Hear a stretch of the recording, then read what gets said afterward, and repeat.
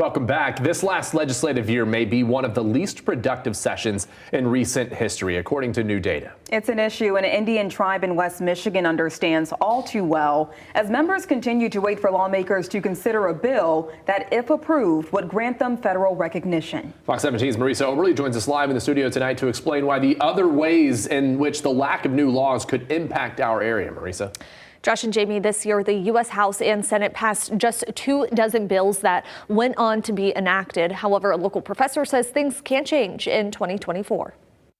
Ron Yob knows things take time. I would never be in this if I didn't think it was righteous and it was what was supposed to be done. The chairman of the Grand River Bands of Ottawa Indians explains in 1994, his tribe began a quest for federal recognition. Initially, they sought it through the U.S. Department of Interior, but after nearly 30 years and little progress, Grand River convinced Representatives Hillary Skolton and John Molinar to introduce legislation this past September that, if approved, grants them that acknowledgement and opens up benefits related to land, healthcare, education, and more. Struggles and strife and things that our people have gone through, we're trying to correct that and bring justice to the next generation. Yob says at the time the tribe thought the bipartisan proposal would quickly make its way through both chambers and onto President Biden's desk. However, 3 months later, the legislation remains in committee, and new data suggests it may stay there, according to an analysis recently released from Quorum, a public affairs software firm. The 118th Congress could be the least productive session since 1989, with just 20 bills enacted into law this year and another 4 that await the president's signature. If there are problems that need to be addressed and Congress chooses not to address them,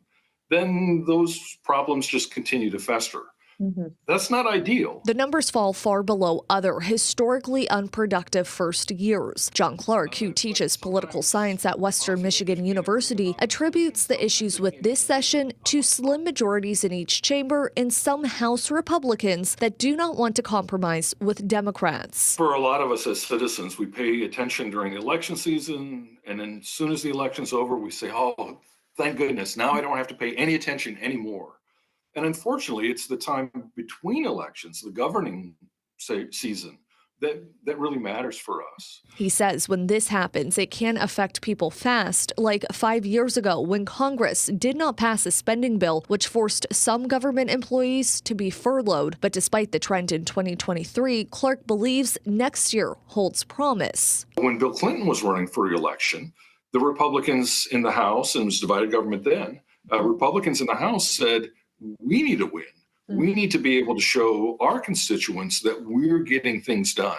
And so they, as the election got closer, they were more willing to work with the president from the other party as opposed to less willing to work with the president of the other party.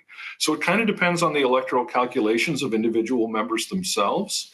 And to some extent, that remains an open question. We'll see what happens. Yob thinks the same thing, too. I just have to have patience and hope that when the dust settles that they will work in a diligent manner for the people that elected them and do good for this country.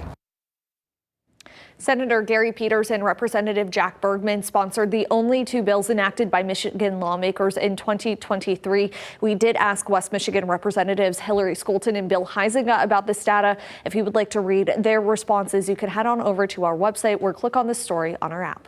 Reporting in the studio tonight, Marisa Oberle, Fox 17 News.